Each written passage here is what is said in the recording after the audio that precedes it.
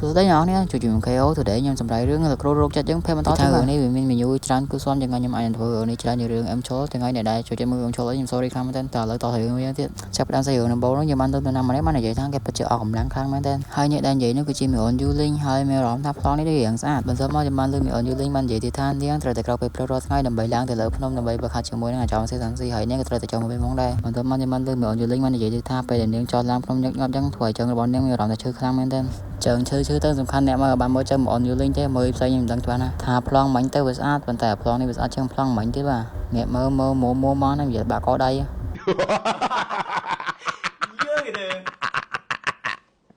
អូអែមណាស់បន្ទាប់មកមីអូនមីងធានបាននិយាយថាបងអូនស្រីលោកគ្រូធ្វើរឿងទាំងអស់នេះគ្រាន់តែចង់យើងល្អតែប៉ុណ្ណោះចឹងហើយបងអូនស្រីកុំលោច្រើនពេកប្លង់ស្អាតណាប្លង់បន្ទាប់មកខ្ញុំបានលើមីអូនសេប៉ៃបាននិយាយថាឥឡូវហ្នឹងនាងទៅចោលទៅក្រោមភ្នំដើម្បីបែបបន្លាយខ្លះបន្ទាប់មកខ្ញុំបានឃើញថាមីអូនយូលីងមករត់ទៅចាប់ដំណើររបស់មីអូនសៀវប៉ៃហើយនាងក៏បានសួរទៅកាន់មីអូនសៀវប៉ៃថាបងស្រីធំប្រាប់ខ្ញុំមើលថាលោកគ្រូក៏តឹងរឹងជាមួយអ្នកថ្មីខ្លះអត់បន្ទាប់មកខ្ញុំបានលើមីអូនសៀវប៉ៃបាននិយាយថាមីអូនណាកុំញ៉ៃញ៉ៃមើលបន្ទាប់មកមីអូនសៀវប៉ៃបាននិយាយថាមិនត្រឹមមកលោកគ្រូចំណាយពេលប្រយោជន៍ជាមួយនឹងបងទេក៏ថែមមករៀនបងពីវិធីដាំដុះទៀតផងបន្ទាប់មកគាត់បានឲ្យបងតែនៅលើត្បូងសទៀតផងពីព្រោះតែបងមានឫសគល់ខាងវិញ្ញាណពីរទី1គឺភ្លើងទី2គឺឈើក្រោយពីគាត់ធ្វើល្អដាក់បងបែបនេះហើយបងមិនអាចធ្វើឲ្យគាត់ខកចិត្តបានឡើយតើមកខ្ញុំបានឃើញមីអូនយូលីងបានរត់ទៅសួរមីនធានថាបងស្រីទី2ខ្ញុំធ្លាប់លើបងស្រីធំមកនិយាយថាដើមឡើយលោកគ្រូយើងគឺជាមនុស្សដែលល្អចុះបងស្រីធំក៏ថាលោកគ្រូពិតជាដូចអ្វីដែលបងស្រីធំមកនិយាយមែនអត់ទៅជឿអីមីអូនតែពេលទៅអាសានស៊ីចរិតវាអនយ៉ាងងល់វិញនឹងកុំជឿបន្ទាប់មកមីនធានបាននិយាយថាបងក៏មិនដឹងដែរប៉ុន្តែពីដើមឡើយគ្មាននិកាយណាទទួលយកពួកយើងឡើយក្រៅពីនិកាយរបស់លោកគ្រូបន្ទាប់មកនាងបាននិយាយទៀតថាសៀវអឺត្រូវបាននិកាយទាំងអស់បដិសេធព្រោះអីនាងមានឋានៈទាបពេកណែបងវិញក៏មានថាអំពើខាងវិញ្ញាណខ្សោយពេកទៅធ្វើឲ្យនិកាយផ្សេងមិនទទួលយកបងបន្ទាប់មកមីអូនមីនធានបាននិយាយថាមីអូនយូលីងត្រូវបានគេបដិសេធព្រោះអីមីអូននឹងវាមិនសូវឆ្លាតបន្ទាប់មកមីអូនយូលីងតបយ៉ាងខឹងថាមិនមែនទេខ្ញុំឆ្លាតបន្ទាប់មកមីនធានបាននិយាយទៀតថាប៉ុន្តែលោកគ្រូក៏សុខចិត្តទទួលយកពួកយើងធ្វើជាសិស្សរបស់គាត់បន្ទាប់មកសាច់រឿងរបស់យើងបានកាត់ឲ្យឃើញមីអូនសៀវប៉ៃបានចូលមកដល់ក្រោមភ្នំយើងបានឃើញមីអូនសៀវប៉ៃបានកើតឡើងថាលោកគ្រូគាត់ជាមនុស្សសុភាពរាបសារហើយគាត់ក៏ជាគ្រូដ៏ល្អផងដែរប៉ុន្តែពេលនោះយើងបានឃើញមានមនុស្សមួយផងបានដើរមកធ្វើឲ្យសៀវប៉ៃនឹងឆ្ងល់ខ្លាំងមែនទែនព្រោះអីពួកហ្នឹងជាអាណាគេនេះអត់ស្គាល់បន្ទាប់មកយើងបានលើមីអូនសៀវប៉ៃសួរទៅកាន់ពួកហ្នឹងថាពួកឯងជាអាណាគេហើយពួកឯងមានសញ្ញាសង្កល់អត់បន្ទាប់មកយើងបានលើមួយសុខគេក្នុងហ្នឹងបាននិយាយថាបងស្រីហ្វាងបងស្រីពិតជាភ្លេចខ្ញុំលឿនខ្លាំងមែនទែនហើយអាណាគេឲ្យគេចាំហើយហ្នឹងឯងស្អីគេព្រះបន្ទាប់មកយើងបានលើមីអូនសៀវប៉ៃបាននិយាយថាបងក៏ជាបងចៅហ៊ូមីងហើយបងប្រុសចៅមានធ្វើអ្វីទៅបងមកទីនេះហើយខ្ញុំបានចាំបានថាបងប្រុសចៅទៅតែមកទីនេះថ្មីទេដើម្បីឡើងទៅយកការអូដេលវ៉ៃខ្ញុំដឹងពីហ្នឹងបកប្រែខ្មែរថាម៉េចតែខ្ញុំចេះទៅឲ្យបានបន្ទាប់មកមួយហ្នឹងក៏បាននិយាយថាសើបងស្រីពួកយើងមកទីនេះមិនមែនយកផ្កាហ្នឹងទេតាមពិតទៅថ្មីនេះនៅនៃកាយប៉ៃហ្វាំងរបស់ពួកយើងបានបាត់សត្វគ្រាចំនួន5ក្បាលគ្រូរបស់បងបានជូនបងឲ្យតាមរកនៅលើកំពូលភ្នំផ្សេងទៀតពីមីអូនស៊ីប៉ៃបានដឹងឲ្យធ្វើនាងផ្សេងផ្អើលខ្លាំងមែនតើញាប់ផ្អើលមកទំហឹងក្មេងស្ទាវអស់ដើរតាមផ្លូវហ្មងទៅមកសាច់បងចាំម្នាក់នោះបាននិយាយថាត្រូវហើយសត្វគ្រានោះក៏មានតម្លៃខ្លាំងណាស់ជាមួយនឹងឈាមនិងរងរវាគឺជាសត្វដែលមានតម្លៃមិនអាចកាត់ថ្លៃបានឡើយហើយសត្វគ្រាទាំងអស់នោះគឺជាសត្វកំពូលនៅក្នុងនិកាយរបស់ពួកយើងតើសិស្សបងស៊ីវហ្វានបានឃើញពួកវាដែរឬទេថៃមិនឃើញបងថ្ងៃមុនអាសានស៊ីដាក់មកស្គីត្រឡប់ទៅងប់3 4ក្បាលទេណាបន្ទាប់មកនេះបានឃើញមីអូនស៊ីវអឺបានឆ្លងយ៉ាងភ័យថាអត់ទេបានឃើញឯងអត់ដឹងបានឃើញអត់ឃើញហ្មងអត់ឃើញសោះទៅមកស៊ីអឺនេះក៏បានតែឃើញថាអាគ្រាមួយហ្នឹងគឺនាងបានយកធ្វើម្ហូបឲ្យអាសានស៊ីអស់ហើយមកចាំបានលឺអាសានស៊ីបាននិយាយថាទឹកដៃធ្វើម្ហូបរបស់មីអូនស៊ីអឺពិតជាចង់និយាយថាគ្រាឆ្ងាញ់សុំ5ចានទៀតចង់ប្រាប់ថាអែមទៅមកចាំបានឃើញមីអូនស៊ីអឺបានកើតឡើងថាពួកយើងបានដុតវាឲ្យមួយហើយពួកយើងបានស៊ីវាឲ្យមួយទៀតស៊ីរឿងរបស់យើងកម្មដល់ពេលឥឡូវវិញយើងបានលឺសិនអឺបាននិយាយថាបើអ្នកគ្មានសញ្ញាសង្កល់ទេអ្នកអាចត្រឡប់ទៅយកវាចេញបានខ្ញុំមិនអាចអ្នកឡើងលើភ្នំបានទេព្រោះអីលោកគ្រូរបស់ខ្ញុំគឺជាមនុស្សឆេះឆាវប្រសិនបើខ្ញុំឲ្យពួកអ្នកឡើងច្បាស់ណាស់លោកគ្រូខ្ញុំនឹងស្ដីបន្ទោសខ្ញុំជាមិនខានបន្ទាប់មកចាំបានលឺសិស្សច្បងចៅម្នាក់នោះបាននិយាយថាសៀវប៉ាងហើយដើម្បីបានជាសិស្សប្អូនចិត្តអាក្រក់បែបនេះពួកយើងគ្រាន់តែចង់ឡើងលើភ្នំដើម្បីមើលមកតែប៉ុណ្ណោះបន្ទាប់មកចាំបានលឺសៀវអឺមកនិយាយថាសុំទោសបងប្រុសខ្ញុំមិនអាចឲ្យអ្នកឡើងលើភ្នំបានទេបើសិនជាអ្នកគ្មានសញ្ញាសង្កល់ថ្លង់ឆ្កែប្រុសចុយម៉ែបន្ទាប់មកចាំបានលឺសិស្សច្បងចៅម្នាក់នោះបាននិយាយថាហានសៀវអឺនៅពេលដែលខ្ញុំហៅអ្នកថាសិស្សប្អូនស្រីបែបនេះតើនាងគឺជាអ្នកណាមនុស្សដែលគ្មានវិធីដាំដុះដូចនាងតើនាងកំពុងតែព្យាយាមមកអ៊ូតគេមែនមកមួយនឹងវាក៏បានហងទៅវាប្រហាមីអូនសៀវប៉ៃតែម្ដងហើយវាបាននិយាយទៅថានាងចង់ស្លាប់ហើយពួកអចចាំនៅក្រោយបាននិយាយថាសិស្សច្បងធំកុំបញ្ញាពេកព្រោះអីម្ចាស់នៃកំពូលភ្នំនេះគឺជាសិនស៊ីរ៉ែននឹងអាចជាឈ្មោះពេញរបស់អាចារ្យមសៀសានស៊ីក៏មិនដឹងបន្ទាប់មកសិស្សបងចៅម្នាក់នោះបាននិយាយថាសិនស៊ីរ៉ែនគាត់តែមិនតែខ្វល់អំពីសិស្សរបស់គាត់ផងហើយពួកយើងតែឃើញគាត់ណាវាសិស្សរបស់គាត់រហូតដល់ស្លាប់ហើយហានសៀវប៉ៃម្នាក់នេះនាងមិនទាំងទទួលបានវិធីដាំដុះពីគ្រូរបស់នាងផងបន្ទាប់មកមួយហ្នឹងវាក៏បានមកគិតបន្តទៀតថាទោះបីហានសៀវប៉ៃនាងត្រូវបានសម្លាប់ក៏ដោយក៏សិនស៊ីគាត់មិនខ្វល់ផងដែរគាត់នឹងមិនប្រឆាំងជាមួយនឹងសាលប៉ៃហ្វាំងដើម្បីតែយកសម្រាប់មួយដុំឡើយច្រឡំធ មអូពេលដែរសោះច្បងចៅម្នាក់នោះហក់ទៅវាប្រហាមានអូនសៀវប៉ៃនាងក៏បានទប់ជាប់បានធ្វើឲ្យសោះច្បងចៅម្នាក់នោះភ្ញាក់ផ្អើលខ្លាំងមែនតើហើយវាបានលន់មកថាស្អីគេទៅមកយ៉ាងបានលឺសនើបាននិយាយថាសោះច្បងចៅទៅបងពិតចង់បើការវាប្រហានៅលើកំពូលភ្នំប៉ៃមែនទេបន្ទាប់មកសោះច្បងចៅម្នាក់នោះបានហក់មកហើយបាននិយាយថាលោកគ្រូរបស់នាងបានមករៀននាងពីវិធីដាំដុះឡើយប៉ុន្តែនាងមានគ្រឹះមូលដ្ឋានហើយវាបានចោទទៅកាន់សៀវថានាងប្រហែលជាបានណាលួចវិធីដាំដុះពីគ្រូរបស់នាងហើយវាបាននិយាយទៀតថាខ្ញុំនឹងមករៀនមេរៀនមួយចំនួនទៅកាន់នាងចំនួនសិនស៊ីរ៉ានបន្ទាប់មកសៀវនាងបានគិតឡើងថាខ្ញុំទៅតែចាប់ដើមវឹកហាត់តែប៉ុណ្ណោះខ្ញុំមិនមែនជាដៃគូរបស់គេឡើយបន្ទាប់មកសៀវនាងបាននិយាយទៀតថាទោះបីជានាងត្រូវស្លាប់ក៏ដោយនាងមិនធ្វើឲ្យកិត្តិយសរបស់លោកគ្រូរបស់នាងអាម៉ាស់ឡើយបន្ទាប់មកពេលនោះយើងស្រាប់តែឃើញសិនស៊ីឈរនៅក្រៅខ្នងរបស់មីអូនសៀវហើយសិនស៊ីបាននិយាយយ៉ាងលយថាតើអាស្រ័យលើអីមែនក្នុងការបរៀនសិស្សបង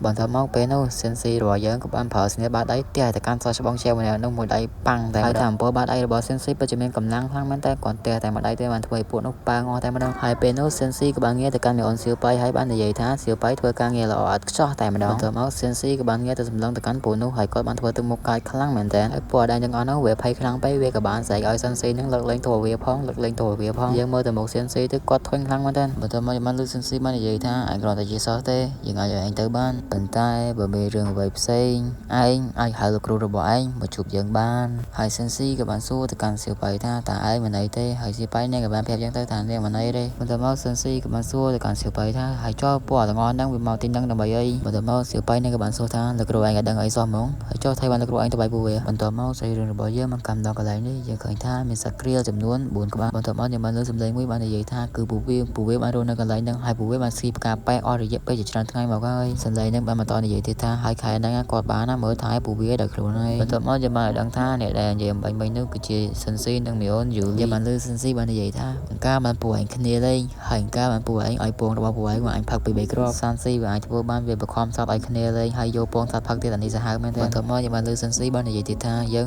ពឹងផ្អែកទៅលើពួកឯងហើយពួកឯងត្រូវតែបង្កើតកូនឲ្យបានច្រើនពេលដែលឯងបង្កើតកូនតូចៗបានច្រើនហើយបន្ទាប់មកយើងនឹងខ្លាចទៅជាអ្នកមានហើយយើងបានឃើញថាសត្វក្រៀលទាំងអស់ហ្នឹងពិតជាភ័យខ្លាំងមែនទែនក្រោយពីសិនស៊ីដែលសម្ពាធឲ្យវាបង្កើតកូនឲ្យបានច្រើនអានេះសាហាវហ្មងសិនស៊ីបាននិយាយថាចម្លែកណាស់ខ្ញុំបានស៊ីសត្វក្រៀលអស់មួយក្បាលហើយនឹងទុកឈ្មោះចំនួន3ហើយនឹងញីចំនួនហើយសិនស៊ីវាឈ្មោះថាថៃបានសត្វទាំងអស់ហ្នឹងអត់តាន់គ្នាលេងទៀតអានេះវារកចិត្តមកទំហឹងប្រយបន្ទាប់មកសិនស៊ីគាត់បាននិយាយថាណាហើយទៅចោបន្ទាប់មកសិនស៊ីក៏បានសួរទៅកាន់យូលីថាយូលីតើអាណាចក្រសង្គ្រោះរបស់នាងវាមានលំហស្ថិរភាពហើយមែនទេបន្ទាប់មកយូលីនាងបាននិយាយថាចាស់លោកគ្រូអរគុណចំពោះឆ្នាំគ្រាប់លោកគ្រូដែលធ្វើឲ្យខ្ញុំអាចបំបីកម្រិតបានហើយវាបំបីកម្រិតហើយខ្ញុំអាចឈរបានហើយឥឡូវហ្នឹងបន្ទាប់មកសិនស៊ីបាននិយាយថាឥឡូវហ្នឹងរយៈពេលនៅក្នុងអាណាចក្រសង្គ្រោះរបស់នាងវាត្រូវបានបញ្ចប់ហើយអញ្ចឹងហើយអ្នកអាចរៀន spell វិទ្យាមន្តផ្សេងបានបន្ទាប់មកសិនស៊ីបាននិយាយថាឫសគល់ខាងវិញ្ញាណរបស់នាងគឺតកអញ្ចឹងហើយអ្នកអាចផ្លាស់ប្ដូរលក្ខណៈរបស់វាទៅស្តៀងគ្នានឹងបានដូចជាទឹកអញ្ចឹងបន្ទាប់មកសិនស៊ីបាននិយាយថាខ្ញុំក៏មានសិល្បៈតកកម្រិតវិញ្ញាណផងដែរបន្ទាប់មកសិនស៊ីក៏បានហៅទៅឲ្យ អូនយូលីហើយវាបាននិយាយទៀតថាបើអ្នកមិនយកកន្លែងណាអ្នកអាចសួរខ្ញុំបានបន្ទាប់មកយូលីនឹងបាននិយាយថាចាស់លោកគ្រូខ្ញុំនឹងមិនធ្វើលោកគ្រូខកចិត្តឡើយបន្ទាប់មកយូលីនឹងបានគាត់ថាហើយអ្វីបានជាសិនស៊ីចំណាយពេលនិយាយជាមួយនាងយូរមកហើយអានេះលក្ខណៈលងស្នេហ៍គេតែឯងណានាងបានគាត់ទៀតថាសិនស៊ីមិនបានដែរទៅរនកម្មនាងយូរមកហើ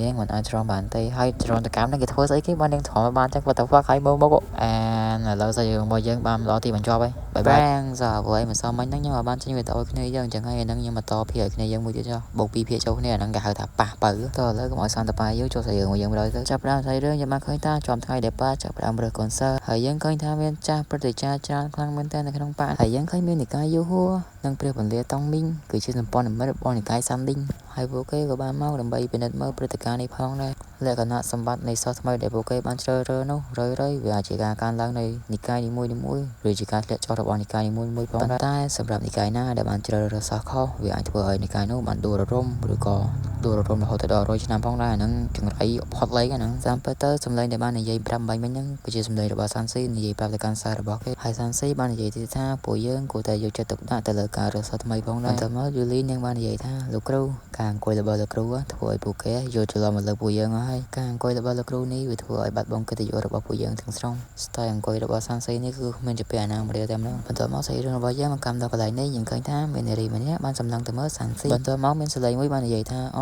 ម្នាក់នោះគឺជាសាន់ស៊ីគេមកពីនិកាយសាន់ឌីងបន្ទាប់មកយើងបានឃើញថាចំណៃផ្នែករបស់អ្នកមើលទៀតហើយគឺថាធំទលកទលន់ខ្លាំងមែនទេបន្ទាប់មកចៅសកលមកនិយាយថាមនុស្សម្នាក់ហ្នឹងគួរឲ្យចាប់អារម្មណ៍ខ្លាំងមែនទេប៉ុន្តែអ្នកមើលចាប់អារម្មណ៍ចៅទាំងពីរជាងបន្ទាប់មកយើងបានលើសំឡេងចៅ តែបើកជុំបាននិយាយថាបងស្រីលូតើបងចាប់អារម្មណ៍គាត់តែមែនតើមកតែសកលមកនិយាយថាបើសិនជាគាត់គ្មានប្រវត្តិអាក្រក់នោះទេខ្ញុំគួរតែពិចារណាភាសាថ្មីប្រវត្តិអាសានស៊ីប្រវត្តិអាហ្នឹងដូចជាមេចៅមេគ្រឿងញៀនមេស្អីមេបនទៀតអាហ្នឹងកុំយកវាសានស៊ីក្រោយពីលើគេនិយាយដើមគាត់ចឹងគាត់ក៏ងាកមើលចឹងទៅហើយអាចារ្យហ្នឹងក្រោយពីឃើញសានស៊ីបានងាកមកចឹងគាត់ក៏បានលើកអាវឲ្យមើលទៀតបាទថាមិនតែហ្មងហៅក្រោយពីអាចារ្យនេះបានលើកអាវឲ្យមើលធ្វើឲ្យព្រឹត្តិការណ៍ក្នុងប៉ាជាច្រើនបានមានអារម្មណ៍ថាវ៉ាវស្អីគេហ្នឹងធំប៉ុណ្ណាណីសិនស៊ីគ្រាន់តែឃើញតែប៉ុណ្្នឹងព្រាមបាក់សើបតែម្ដងហើយមានមានធានបាននិយាយថាលោកគ្រូចាំមកលោកគ្រូហូរឈាមហើយបន្ទាប់មកសិនស៊ីបាននិយាយថាមិនអីទេថ្មីហ្នឹងខ្ញុំបានញ៉ាំច្រើនពេកបន្ទាប់មកខ្ញុំបានឃើញមកអូនយូលីងហ្នឹងស្រីខ្លាំងជាងគេទេបាននិយាយថាលោកគ្រូម្នាក់ស្រីហ្នឹងធំខ្លាំងហ្មងបន្ទាប់មកយូលីងហ្នឹងបាននិយាយថាលោកគ្រូអូប៉ៃរបស់អ្នកគឺធំជាងបងស្រីធំហើយធំជាងបងស្រីទី2ទៀតក្រោយពីមីអូនហ្នឹងបាននិយាយចូលធ្វើឲ្យព្រឹត្តិការណ៍ក្នុងបាក់ព្រោះតែចេញមកវិញបន្ទាប់មកសិនស៊ីបានគាត់ថាយោងតាមសាច់រឿងតួអង្គសំខាន់ម្នាក់ឈ្មោះថាសៀវឈីនឹងបង្ហាញខ្លួនហើយនឹងមានភាពលេចធ្លោខ្លាំងមែនទែនក្នុងការប្រកួតចុងក្រោយហើយនេះហើយគឺជាមីអូនសៀវឈីដែលសិនស៊ីបានគិតអំបញ្ញមិញហ្នឹងគឺថានាងហក់កន្លងច្បាក់យកមកមានតោងគេបន្ទាប់មកចាំបានលើសម្លេងតាចាស់ម្នាក់បាននិយាយថាខ្ញុំមិននឹកស្មានសោះថានឹងមានក្រពុយដ៏ល្អដល់ចេញពីសន្និសីទអមតៈបែបនេះចាំបានលើសម្លេងព្រឹត្តិការណ៍ម្នាក់បាននិយាយថាច្បាក់នោះគឺមានធម៌ពលវិញ្ញាណក្នុងការរៀបរៀងសិស្សកុំឲ្យធ្វើការលឿនពេកប៉ុន្តែសិស្សស្រីម្នាក់នោះពិតជាមានទេពកោសល្យយ៉ាងខ្លាំងមិនត្រឹមតែនាងគ្មានភាពប៉ះពាល់ពីច្បាក់នោះហើយថែមទាំងច្បាក់នោះអាចជាជំនួយរបស់នាងបានទៀតហើយគាត់បាននិយាយទៀតថាទេពកោសល្យបែបនេះគាត់មិនដែលបានឃើញឡើយនិកាយទាំងអស់នោះបាននិយាយថានេះគឺជាសំណាងល្អរបស់និកាយសានឌីងរបស់ពួកយើងបន្ទាប់មកពួកគេបាននិយាយថាតាមគំនិតរបស់ខ្ញុំក្រពុយដែលមានតម្លៃបែបនេះនាងគួរតែត្រូវបានបង្រៀនដោយលោកម្ចាស់និកាយផ្ទាល់ទើបធ្វើឲ្យនាងអាចរីកចម្រើនបានខ្លាំងអូយនិយាយវល់វិញពេញបាក់និយាយតែយើងមិនលើមេប៉ាបាននិយាយថាទោះបីជាខ្ញុំចង់យកនាងធ្វើជាសិស្សរបស់ខ្ញុំក៏ដោយប៉ុន្តែខ្ញុំត្រូវតែមើលថាពលខាងវិញ្ញាណតើវាស្របគ្នាជាមួយនឹងខ្ញុំដែរឬទេប្រហែលជាមានគ្រូឬព្រឹត្តិការណ៍ផ្សេងដែលមានថាពលវិញ្ញាណស្របជាងខ្ញុំអញ្ចឹងហើយនាងអាចទទួលបានគ្រូដ៏ល្អក្នុងការបង្រៀននាងផងដែរបន្ទាប់មកសាច់រឿងរបស់យើងកាត់ពេលព្រឹត្តិការណ៍ទទួលសិស្សត្រូវបានបញ្ចប់ហើយយើងបានលើសានស៊ីបាននិយាយថាកុមារទាំងអស់ដែលបានបង្ហាញខ្លួនក្នុងព្រឹត្តិការណ៍នេះគឺជាសិស្សរបស់និកាយសានឌីងទាំងអស់មកសានស៊ីបាននិយាយទៀតថាទោះបីអញ្ចឹងក៏ដោយក៏មាននិកាយខ្លះមិនចង់ទទួលយកសិស្សផងដែរជាចុងក្រោយនៅតែជានិកាយរបស់យើងដែលបានទទួលយកពួកគេដដែលទៅមកសានស៊ីបាននិយាយថាមូលហេតុដែលគេទទួលយកសិស្សនោះព្រោះតែគេមិនចង់មានបញ្ហារាងតែប៉ុណ្ណោះបន្ទាប់មកមេប៉ាបាននិយាយថាបើមានក្រពុយល្អខ្លះខ្ញុំនឹងប្រាប់ឲ្យសានស៊ីទទួលយកពួកគេមួយពីរបន្ទាប់មកមេប៉ាក៏បាននិយាយអបអរសាទរទៅកាន់អ្នកដែលបានប្រឡងចប់អញ្ចឹងទៅហើយខ្ញុំមានអារម្មណ៍ថាខ្ញុំនិយាយអត់សូវច្បាស់ទេព្រោះខ្ញុំឈឺកំពង់កអញ្ចឹងវាស្អកកអញ្ចឹងអាចនឹងនិយាយអត់សូវច្បាស់ sorry ខ្លាំងមែនតើបន្ទាប់មកយើងឃើញថាមានសិស្សជាច្រើនបានឈរចាំដើម្បីតែធាតុរបស់ពួកគេហើយដែលចូលមកគេនេះគឺជាមីអូនសៀវឈីអាចជាអនាគតសិស្សរបស់អាចារ្យមសៀសានស៊ីផងហើយយើងឃើញថាមានសិស្សចូលមកតែជាបន្តអញ្ចឹងទៅហើយមីអូននេះគឺមាន3ធាតុទៅឯងបាទមីអូននឹងមានធាតុទឹកធាតុដីនិងធាតុឈើ3ធាតុទៅឯងបន្ទាប់មកពេលនោះស្រាប់ធ្វើឲ្យអ្នកទាំងអស់គ្នាភ្ញាក់ផ្អើលខ្លាំងមែនតើព្រោះតែមានក្មេងស្រីម្នាក់ទទួលបានវិញ្ញាណធាតុឈើកំពូលឥឡូវឥកណសម្លេងអ្នកជិតខាងខ្ញុំនិយាយគេនិយាយលឺខ្លាំងខ្ញុំបាក់ចូលសម្លេងរឿងអញ្ចឹងខ្ញុំ sorry ខ្លាំងហើយនេះក៏ជាមូលហេតុមួយដែលខ្ញុំធ្វើវីដេអូទៀតផងដែរខ្ញុំ sorry ខ្លាំងមែនតើកាយបន្ទាប់មកលោកមេប៉ាបាននិយាយថាជាមួយនឹងវិញ្ញាណធាតុឈើកំពូលតើសិនស៊ីឯងត្រូវការនាងយកធ្វើជាសាររបស់ឯងដែរឬទេបន្ទាប់មកលោកមេប៉ាបានគិតឡើងថាខ្ញុំមិនរំពឹងទុកទល់អសោះថាមានក្រពុយដ៏ល្អច្រើនបែបនេះបន្ទាប់មកក៏បាននិយាយថាអញ្ចឹងខ្ញុំមិនបកគោលគេទៅឲ្យសិនស៊ីទៅក្រោយពីមេប៉ាបាននិយាយចោលធ្វើឲ្យព្រឹត្តិការណ៍ក្នុងនិកាយផ្សេងគាត់ខឹងខ្លាំងមែនតើគេបានគិតថាហេតុអ្វីបានលោកមេប៉ាបកគោលក្រពុយដ៏ល្អទៅឲ្យមនុស្សដែលមានល្បិចច្រើនបែបនេះហើយពួកគេបានសម្លឹងទៅកាន់សានស៊ីចង់ស៊ីសាច់ហត់ឈាមតែម្ដងសិនស៊ីអត់មកទេតែមកសិនស៊ីបាននិយាយថាខ្ញុំមិនគិតថាខ្ញុំចង់បាននាងទេហើយខ្ញុំគិតថាវាល្អប្រសើរជាងប្រសិនបើខ្ញុំបកគលនាងទៅឲ្យអ្នកនាងបាយនៅកំពូលភ្នំលីងចែវមកសិនស៊ីបាននិយាយថាបៃរ៉ាមានជំនាញរិស័យត្បូងហើយចរិតរបស់នាងស្របគ្នាជាមួយនឹងវៃឈីបន្ទាប់មកសិនស៊ីគាត់បានគិតថានាងស័ក្តិសមជាងបើសិនជានាងខ្លាចជាសិស្សរបស់បៃរ៉ាបន្ទាប់មកបៃរ៉ានាងបាននិយាយថាមិនអីទេសិនស៊ីកម្លាំងរបស់អ្នកគឺខ្លាំងជាងខ្ញុំបើសិនជាក្រពុយដ៏ល្អបែបនេះនៅក្នុងដៃរបស់ខ្ញុំខ្លាចថាខ្ញុំធ្វើវាឲ្យខូចជាមិនខានបន្ទាប់មកបៃរ៉ានក៏ទទួលយកមីអូនវៃឈិនធ្វើជាសិស្សហើយសិនស៊ីហ្នឹងក៏បានហៅពួកហ្នឹងឲ្យម្នាក់ទៅមកហៅមីអូននោះឲ្យមីអូនវៃឈិនហ្នឹងពេលបោះដៃចឹងធ្វើឲ្យបៃរ៉ាននាងឆ្ងល់ខ្លាំងតែថាមួយនេះហៅឆ្កែក៏ហៅមនុស្សហើយពួកគេដែលមកដល់សិនស៊ីក៏បានហុចនំឲ្យមីអូនវៃឈិនញ៉ាំហើយក៏បាននិយាយថាញ៉ាំវាទៅហើយវៃឈិននាងក៏ងាកឲ្យបៃរ៉ានហើយបៃរ៉ានក៏ថាញ៉ាំទៅមិនអីទេអាហ្នឹងអត់ពុលទេវាដាក់ណាំកដោយកតិចតួចហ្នឹងនិយាយថាប្លង់នេះស្អាតណាស់ស្អាតមែនតើមកសិនស៊ីបាននិយាយថាអ្នកអាចញ៉ាំនំនេះបានប៉ុន្តែអ្នកមិនអាចដើរតាមសៀវឈីដើម្បីមកសម្រាប់ខ្ញុំបានទេអាហ្នឹងរឿងនៅអនាគតទេឥឡូវបន្ទាប់មកបៃរ៉ានក៏បាននិយាយអរគុណទៅកាន់សិនស៊ីចឹងទៅមិនអរគុណឲ្យមួយមកដូចគ្នាបន្ទាប់មកសិនស៊ីបាននិយាយថាមិនបាច់អរគុណទេអ្នកជាគ្រូដ៏ស័ក្តិសមបំផុតសម្រាប់វៃឈិនខ្ញុំគ្រាន់តែនិយាយការពិតតែប៉ុណ្ណោះបន្ទាប់មកសិនស៊ីគេបានគិតឡើងថាឥឡូវនេះរបស់ដ៏ល្អគេបានបង្ហាញខ្លួនហើយរបស់ដែលវារងចាំនឹងគឺជាមីអូនសៀវឈីហ្នឹងហើយណាគេឆ្ងាយហើយនេះគឺជាមីអូនសៀវឈីឥឡូវសាច់រឿងរបស់យើងឈានដល់ទីបញ្ចប់ហើយបាយបាយអ្នកទាំងអស់គ្នា